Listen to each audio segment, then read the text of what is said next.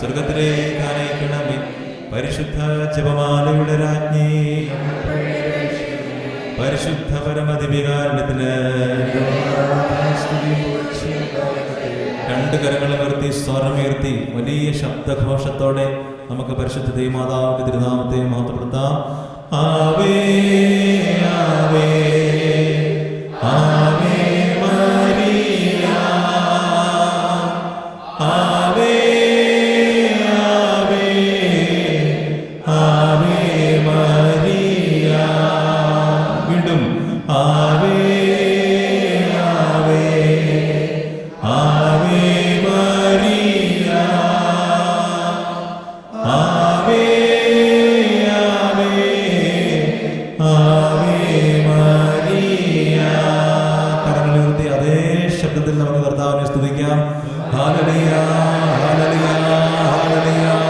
പെരുവെള്ളത്തിന്റെ ഇരമ്പൽ പോലെ ഇടിനാദം പോലെ സ്തുതികൾ ഉയരട്ടെ. ഹല്ലേലൂയ ഹല്ലേലൂയ ഹല്ലേലൂയ ഹല്ലേലൂയ ഹല്ലേലൂയ ഹല്ലേലൂയ ഹല്ലേലൂയ ഹല്ലേലൂയ ഹല്ലേലൂയ.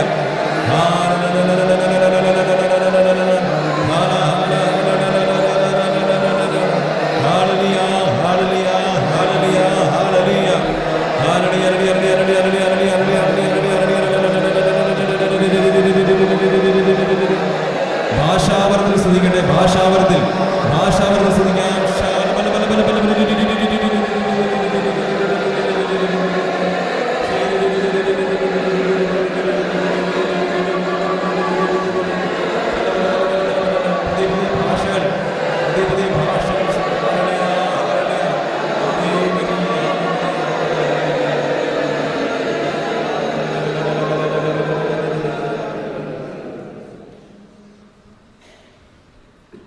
നമുക്ക് സകല വിശുദ്ധന്മാരുടെയും മധ്യസ്ഥം എടുത്ത് പ്രാർത്ഥിക്കാം.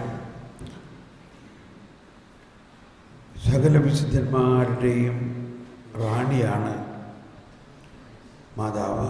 മാതാവിൻ്റെ കൊടിക്കീഴിൽ, മാതാവിൻ്റെ പിന്നാലെ എല്ലാ വിശുദ്ധരും നീങ്ങുന്നത് അവരുടെ ജീവിതത്തിൽ ഈശോയുടെ ആ രൂപാന്തരീകരണ അനുഭവമാണ് ഉണ്ടായത്. അവരെല്ലാവരിലും പല അവസ്ഥകളുണ്ടായിരുന്നു. നമുക്കറിയാം പൗലോസ് സെയിൻറ്റ് പോൾ ആയത് എങ്ങനെയാണ്. സാവൂൾ ഒരു ഫരിസേയൻ, എബ്രായൻ നിയമപ്രകാരം മാത്രം ജീവിച്ചിരുന്നൊരു വ്യക്തി. എന്നാൽ ആ നിയമങ്ങളുടെയും ചട്ടങ്ങളുടെയും ആധിപത്യത്തെ നിന്ന് വിട്ട് യേശുവിലുള്ള വിശ്വാസത്തിൽ ഒരിക്കൽ കൂടി നമുക്ക് ആ യേശുവിൽ പൂർണ്ണമായിട്ട് വിശ്വസിക്കുക. നമ്മുടെ കഴിവോ നമ്മുടെ ആഗ്രഹങ്ങളോ അല്ല. ഈശോയുടെ ആഗ്രഹം എന്താണ്? വിശുദ്ധ അഗസ്തീനോസ് 33 വയസ്സ് വരെ തൻ്റെ ഇഷ്ടപ്രകാരമുള്ള ഒരു ജീവിതമായിരുന്നു. ഒരു സ്ത്രീയുമായിട്ട് ഒരു അവിഹിത ബന്ധത്തിൽ ഒരു കുഞ്ഞു വരെ ഉണ്ടായി. ആ കുഞ്ഞുണ്ടായി ആ സ്ത്രീയുമായിട്ടുള്ള ബന്ധം ആ അവസ്ഥയിലാണ് യേശുവിൽ വിശ്വസിക്കാൻ, യേശുവിനെ കണ്ടെത്താൻ യേശു അനുഭവം ഉണ്ടായത്. യേശു അനുഭവം ഉണ്ടായപ്പോൾ വെള്ളം വീഞ്ഞായ പോലെ അഗസ്തീനോസ് മാറി. പിന്നീടൊരിക്കൽ ഈ സ്ത്രീ അഗസ്തീനോസിനെ അന്വേഷിച്ചു വന്നു. അഗസ്തീനോസ് പോണ വഴി കണ്ടുപിടിച്ച് അവിടെ കാത്തു നിന്നവൾ പറഞ്ഞു, നീ എന്താണ്? ഞാൻ ആ പഴയ സുഹൃത്ത് തന്നെയാണ് നിൻ്റെ. നീ എന്താണ് എന്നെ വിട്ടു പോകുന്നത്? ഞാൻ ആ പഴയ നിൻ്റെ സ്നേഹിതയാണ്. അഗസ്തീനോസ് പറഞ്ഞു, എന്നാൽ ഞാൻ ആ പഴയ അഗസ്ത്യല്ല. ഞാൻ ആ പഴയ അഗസ്തീനോസ് അല്ല. ഞാനിപ്പോൾ ഒരു പുതിയ മനുഷ്യനായിരിക്കുന്നു. നമ്മുടെ ജീവിതത്തിൽ വ്യത്യസ്തമായ ജീവിത രീതികളിൽ വളർന്ന നമ്മൾ ഒരു പുതിയ മനുഷ്യനാകണോ വേണ്ടയോ?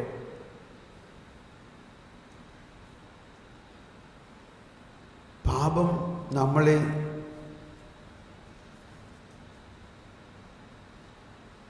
പാപ സാഹചര്യങ്ങളും പാപവും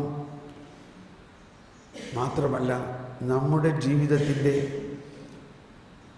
നമ്മളാവുന്ന വ്യക്തിത്വത്തെ പൂർണ്ണമായി രൂപാന്തരപ്പെടുത്തുമ്പോഴാണ് നമ്മളൊരു പുതിയ സൃഷ്ടിയാവുന്നത്. ഈ വിശുദ്ധരെല്ലാവരും, എല്ലാ വിശുദ്ധരുടെയും ജീവിതത്തിൽ നമുക്കത് കാണാം. എല്ലാ വിശുദ്ധരുടെയും ജീവിതത്തിൽ അവർ ഒരു പുതിയ സൃഷ്ടിയായി. ആ പുതിയ സൃഷ്ടിയാക്കുന്നത് പരിശുദ്ധാത്മാവിൻ്റെ പ്രവർത്തനമാണ്. അതാണ് പഴയ നിയമത്തിലെ പരിശുദ്ധാത്മാവും പുതിയ നിയമത്തിലെ അതേ പരിശുദ്ധാത്മാവും തമ്മിലുള്ള വ്യത്യാസം. പരിശുദ്ധാത്മാവ് ഒന്ന് തന്നെയാണ്, എന്നാൽ ആ പരിശുദ്ധാത്മാവിൻ്റെ പ്രവർത്തനം പുതിയ നിയമത്തിലൂടെ പഴയ നിയമത്തിൽ പ്രഘോഷിക്കപ്പെട്ടതും പദ്ധതി ചെയ്യപ്പെട്ടതും പ്രവചിക്കപ്പെട്ടതും പുതിയ നിയമത്തിലൂടെ സംസ്ഥാപിതമായി. അതിൻ്റെ നിർണായകമായ സംഭവം പരിശുദ്ധാത്മാവിലൂടെ തന്നെ ദൈവം യേശുവിന് ജന്മം നൽകി, മനുഷ്യാവതാരം ഉണ്ടായി. പരിശുദ്ധാത്മാവിൻ്റെ പ്രവർത്തനം. ആ മനുഷ്യനായി അവതരിച്ച യേശു മനുഷ്യൻ്റെ പാപങ്ങൾ ഏറ്റെടുത്തു. പരിശുദ്ധാത്മാവിൻ്റെ പ്രവർത്തനം. അങ്ങനെ മനുഷ്യവംശത്തിൻ്റെ മുഴുവൻ പാപവും ഏറ്റെടുത്ത് അവരെ രൂപാന്തരപ്പെടുത്തുന്നതിനായി കുരിശിൽ അതിഭയാനകമായ വേദന അനുഭവിച്ചു, മരിച്ചു. മരിച്ച ആ യേശു ഉയർത്തു. അങ്ങനെ നമ്മളെല്ലാവരും പാപത്തെ പ്രതി മരിച്ച് പുതുജീവനായി ഉയർക്കണം. ഇതാണ് പരിശുദ്ധാത്മാവിൻ്റെ പ്രവർത്തനം.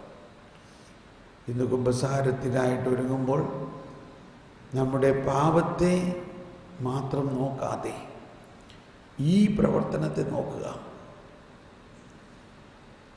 മരിച്ച യേശുവിൻ്റെ ശരീരത്തിലെ രക്തം മുഴുവനും വാർന്നു പോയ ആ യേശുവിൻ്റെ ശരീരം കുഴിച്ചിട്ടു.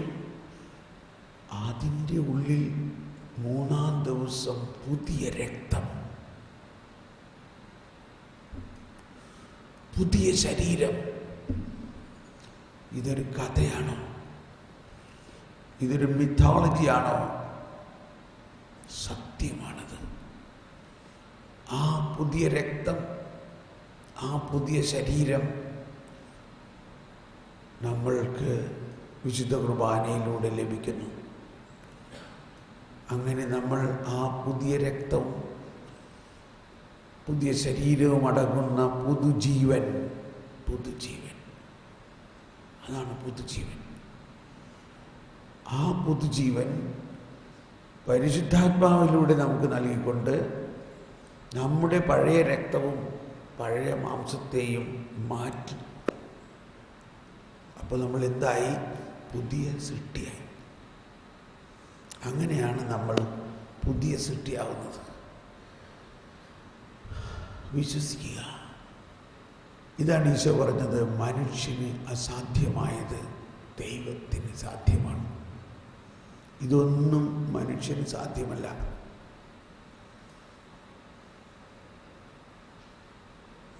നമുക്ക് എഴുന്നേറ്റ് നിൽക്കാം.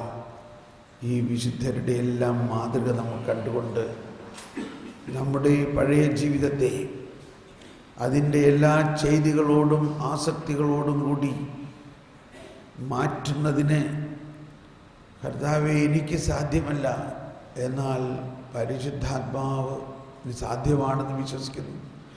ഈ സകല വിശുദ്ധന്മാരും, വിശുദ്ധ അഗസ്തീനോസ്, വിശുദ്ധ പൗലോസ്, വിശുദ്ധ പത്രോസ്, വിശുദ്ധ മത്തായി.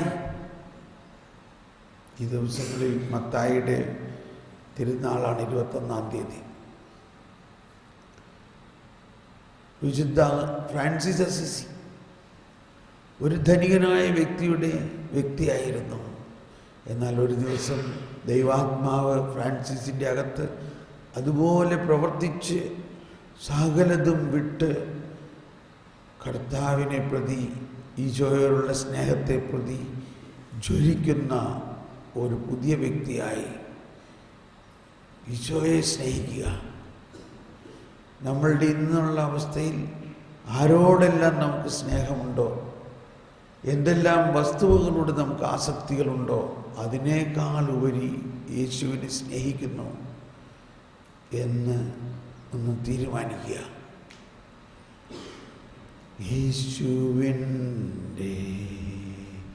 പിന്നാലെ ഞാൻ കരങ്ങൾ ഉയർത്തി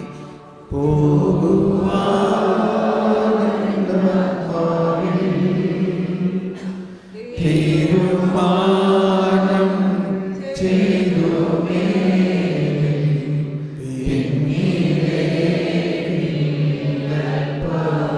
പൂർണ്ണ ബോധ്യത്തോടെ നമ്മുടെ ഇന്നുള്ള അവസ്ഥയെല്ലാം വിട്ട് ഈശോ എന്താഗ്രഹിക്കുന്നു അതിനെ മുറുക്കെ പിടിക്കാൻ വേണ്ടി ഈശോയ്ക്ക് വേണ്ടി നമ്മളങ്ങ് വിട്ടുകൊടുത്തുകൊണ്ട് ഒന്നും കൂടി യേശുവിൻ്റെ പിന്നാലെ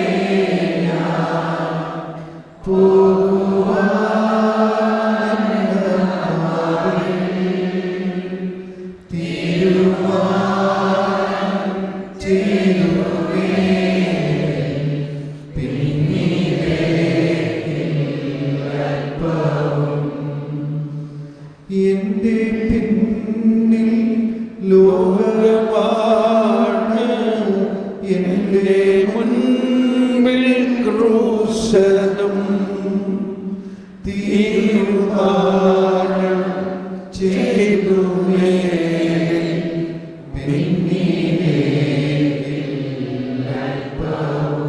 ഒരിക്കൽ കൂടി എന്റെ പിന്നിൽ ലോകമാണ്, എന്റെ മുൻപിൽ ക്രൂശനും തീരുമാനം ചെയ്തു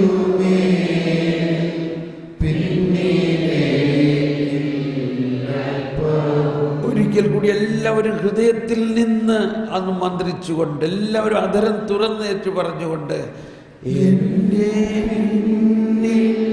ലോകമാണ്, എന്റെ മുൻപിൽ ക്രൂശനും തീരുമാനം ചെയ്തു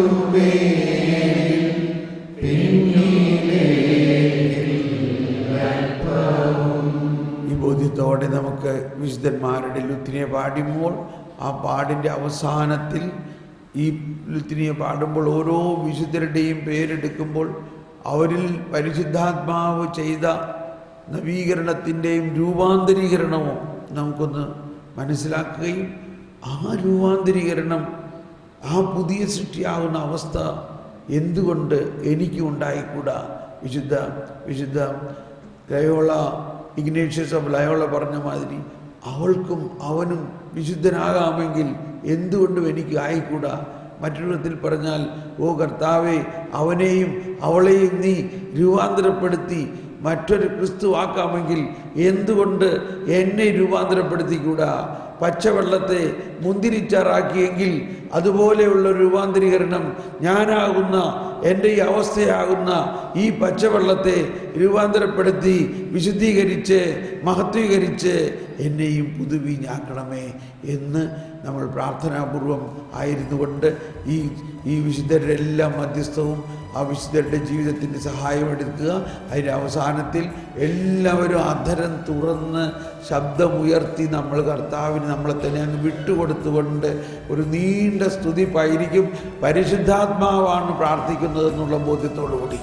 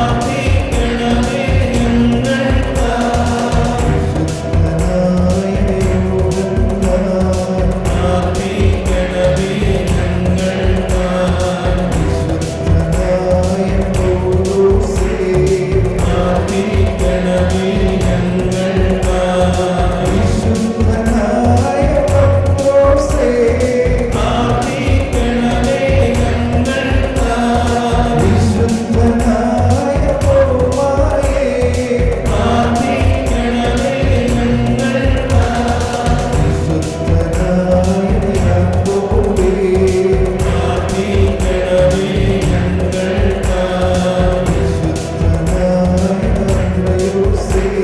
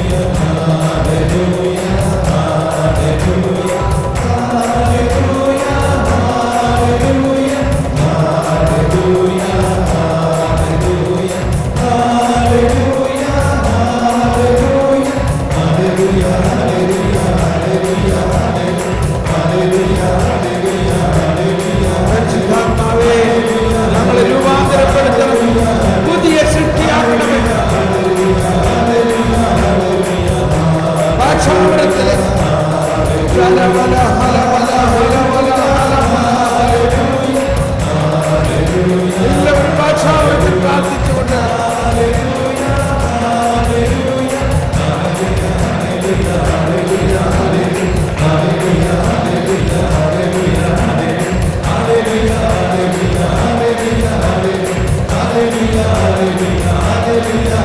ഭാഷാവലത്തിൽ പ്രാർത്ഥിക്കാൻ ശ്രമിക്കുക.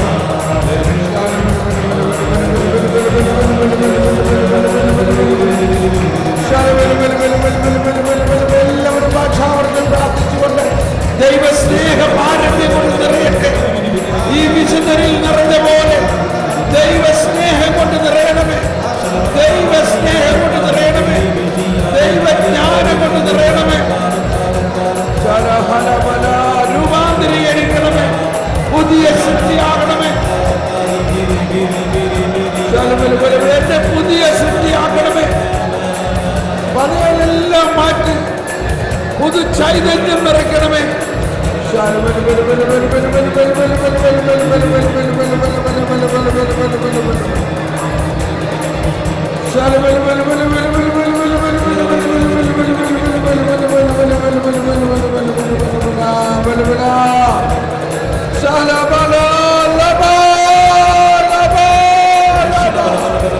എല്ലാവരും അതിനെ തുറന്ന് സ്തുതിച്ചുകൊണ്ട് ദൈവസ്നേഹം നിറയട്ടെ, ദൈവത്തിന്റെ കരുണ നിറയട്ടെ, കരുണ കരുണ നിറയട്ടെ.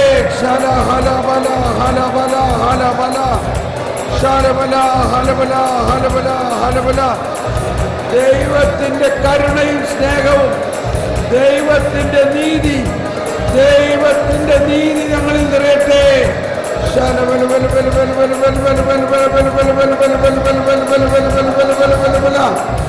ഹൃദയം തുറന്ന്, ഹൃദയം തുറന്ന് എല്ലാവരും, അതിനെ തുറന്നെല്ലാവരും ഞങ്ങളുടെ പഴയ ജീവിത രീതി മാറ്റി ഒരു പുതിയ മനുഷ്യനാക്കണമേ, എന്നെ പുതിയ സൃഷ്ടിയാക്കണമേ, പുതിയ തോൽക്കുടമാക്കണമേ, എന്റെ ശിലാഹൃദയമെടുത്ത് മാറ്റണമേ.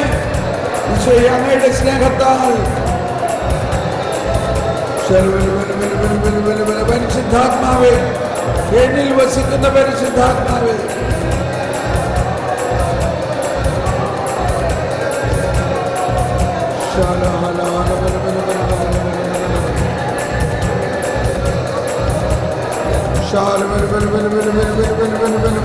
എല്ലാവരും ഭാഷാവൃത്തിൽ പ്രാർത്ഥിച്ചുകൊണ്ട്, എല്ലാവരും ഭാഷാവൃത്തിൽ പ്രാർത്ഥിച്ചുകൊണ്ട് അതിരം തുറന്ന് ദൈവസ്നേഹം കൊണ്ട് നിറയട്ടെ, പരിശുദ്ധാത്മാവ് നിറയട്ടെ.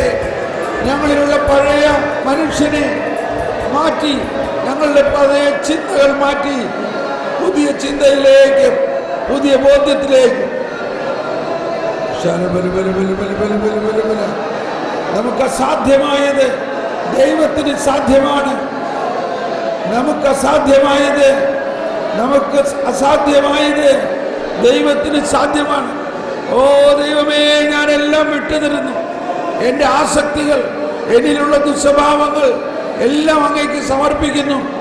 അങ്ങയുടെ കൃപ, ദൈവീകത എൻ്റെ മാനുഷികതയിൽ നിറയുന്നതിലൂടെ അങ്ങ് എന്നെ പുതിയ സൃഷ്ടിയാക്കും ഞാൻ വിശ്വസിക്കുന്നു.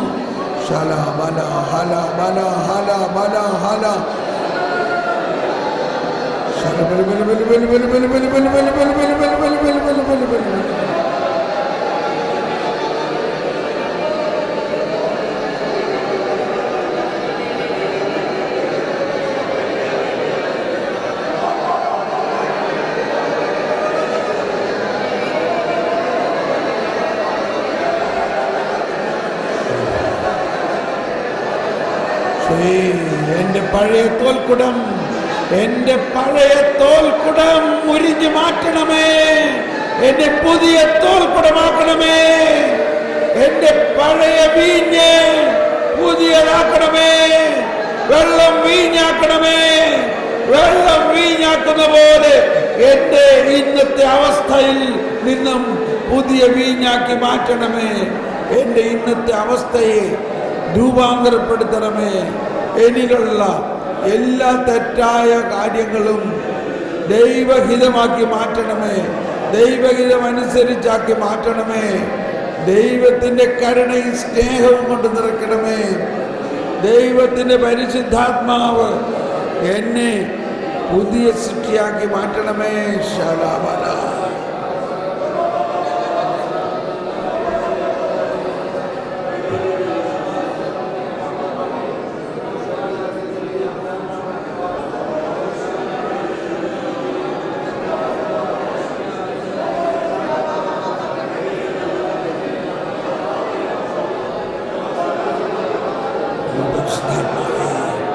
പരിശുദ്ധാത്മാവേ, ഞങ്ങളിൽ പ്രവർത്തിക്കുന്ന പരിശുദ്ധാത്മാവേ, ഞങ്ങളിൽ പരിശുദ്ധാത്മാവ് പ്രവർത്തിക്കുന്നു എന്ന് വിശ്വസിക്കുന്നു. പരിശുദ്ധാത്മാവേ, അങ്ങ് ഞങ്ങളിൽ പ്രവർത്തിക്കുന്നു, അങ്ങ് ഞങ്ങളിൽ പ്രാർത്ഥിക്കുന്നു, അങ്ങ് ഞങ്ങളെ രൂപാന്തരപ്പെടുത്തുന്നു, അങ്ങ് ഞങ്ങളെ പുതിയ മനുഷ്യനാക്കുന്നു. ഞങ്ങളിലുള്ള പഴയ സ്വഭാവം പൂർണ്ണമായിട്ട് എടുത്ത് മാറ്റണമേ. ഓ പരിശുദ്ധാത്മാവേ, ഞങ്ങൾ ദൈവത്തിന്റെ ആലയമാണ്, ഞങ്ങൾ ദൈവത്തിന്റെ ആലയമാണ്. ഞങ്ങളിലുള്ള പഴയ ചിന്തകളെല്ലാം എടുത്ത് മാറ്റണമേ.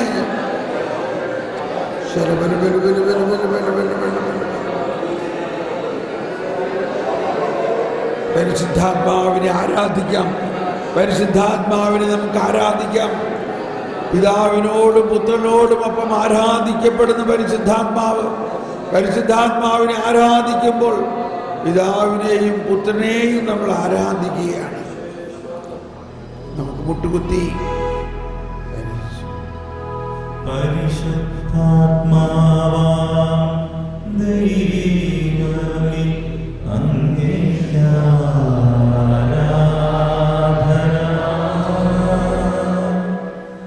പിതാവിനും പുത്രനും സമനായ ദൈവമേ അങ്ങേക്കാരാധന.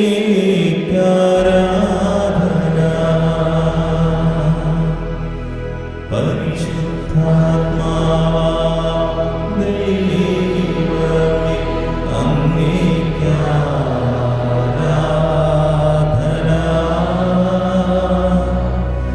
പിതാവിനും പുത്രനും സമനായ ദൈവമേ അങ്ങേക്കാരാധന.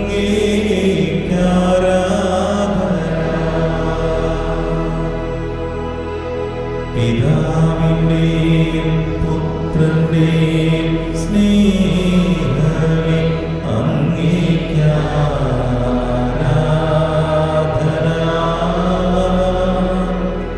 സ്നേഹം സ്നേഹം സ്നേഹദാതാവേ അങ്ങേക്കാരാധന. പിതാവിനും സമനായ ദൈവമേ അങ്ങേക്കാരാധന.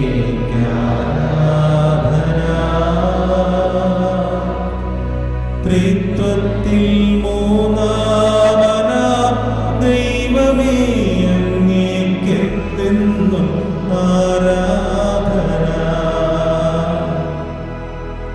സ്നേഹമേ ആരാധന. ജീവനെ ആരാധന. പ്രീത്വമേ ആരാധന.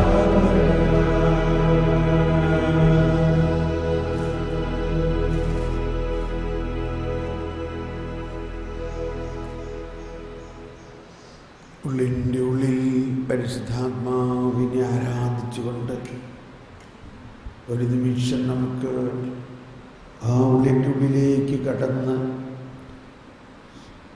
ഈശോ അരളിക്കയിൽ എഴുന്നള്ളിയിരുന്ന പോലെ ഈശോ ഇപ്പോൾ നമ്മുടെ ഉള്ളിൽ എഴുന്നള്ളിയിരിക്കുന്നു. ത്രിത്വൈക ദൈവം നമ്മുടെ ഉള്ളിൽ എഴുന്നള്ളിയിരിക്കുന്നു. പരിശുദ്ധാത്മാവ് നമ്മുടെ ഉള്ളിൽ എഴുന്നള്ളിയിരിക്കുന്നു. ഓ പരിശുദ്ധാത്മാവേ, അങ്ങേ ഞങ്ങൾ ആരാധിക്കുന്നു. പരിശുദ്ധാത്മാവിൻ്റെ ഏറ്റവും വലിയൊരു പ്രവർത്തനം ദൈവത്തിൻ്റെ സ്നേഹം നമ്മളിലേക്ക് ചൊരിയുക എന്നതാണ്. ദൈവസ്നേഹം ഞങ്ങളിലേക്ക് ചൊരിയുന്നു. ദൈവസ്നേഹം ഞങ്ങളിലേക്ക് ചൊരിയുന്നു. പരിശുദ്ധാത്മാവ് നമ്മളെല്ലാറ്റിലും ഉപരിയായി ദൈവത്തെ സ്നേഹിക്കുന്നു. നമ്മുടെ ഭാര്യയെയോ ഭർത്താവിനെയോ മക്കളെയോ സ്നേഹിതരെയോ എല്ലാം നമുക്ക് ഭയങ്കര സ്നേഹമായിരിക്കാം. എന്നാൽ അതിലെല്ലാറ്റിലും ഉപരിയായി ദൈവത്തെ സ്നേഹിക്കുക, അതാണ് നമ്മുടെ ഏറ്റവും വലിയ പ്രമാണം. അതുപോലെ നിൻ്റെ അയൽക്കാരനെ സ്നേഹിക്കുക. നമ്മുടെ ജീവിതത്തിലെ ഏറ്റവും ബുദ്ധിമുട്ടുള്ളൊരു കാര്യം ഇതാണ്. നമ്മളെ ഏറ്റവും കൂടുതൽ സ്നേഹിക്കുന്നവരെക്കാൾ കൂടുതൽ ദൈവത്തെ സ്നേഹിക്കുക എന്നുള്ളതാണ് ഏറ്റവും ബുദ്ധിമുട്ടുള്ള കാര്യം.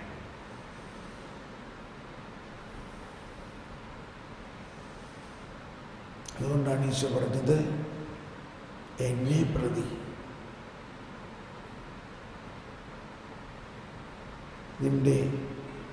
എന്നേക്കാൾ കൂടുതൽ നീ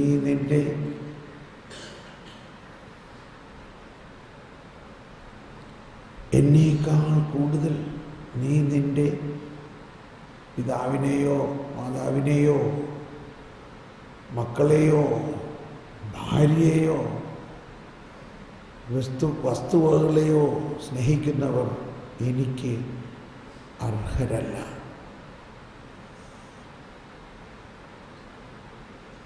നമ്മൾ എന്താ വാസ്തവത്തിൽ ഈ ദൈവത്തിന് ഒന്നാം സ്ഥാനം കൊടുക്കുന്നുണ്ടോ? നമ്മുടെ ജീവിതത്തിൽ ദൈവത്തിന് ഒന്നാം സ്ഥാനം കൊടുക്കുകയും പൂർണ്ണമായിട്ട്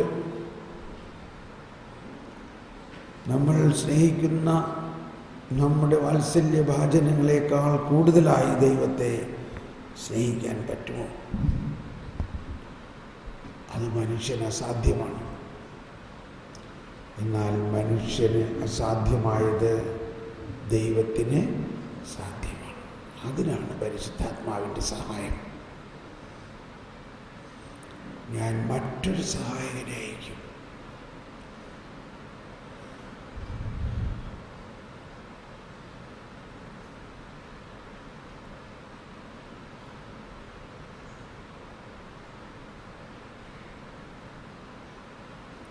നമ്മുടെ ആത്മാവിൽ ആ പരിശുദ്ധാത്മാവ് വസിച്ചുകൊണ്ട് നമ്മളെ സഹായിക്കുന്നു.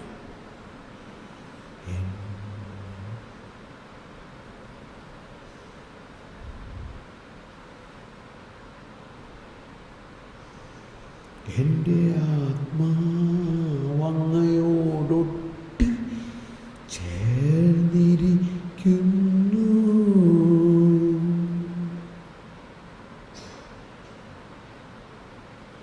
അങ്ങയുടെ വലത്തുകൈ എന്നെ താങ്ങി നിർത്തുന്നു.